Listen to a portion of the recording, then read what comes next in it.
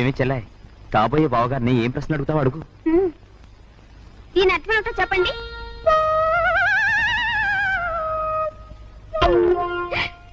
అయితే దీని అర్థం ఏమిటో చెప్పండి.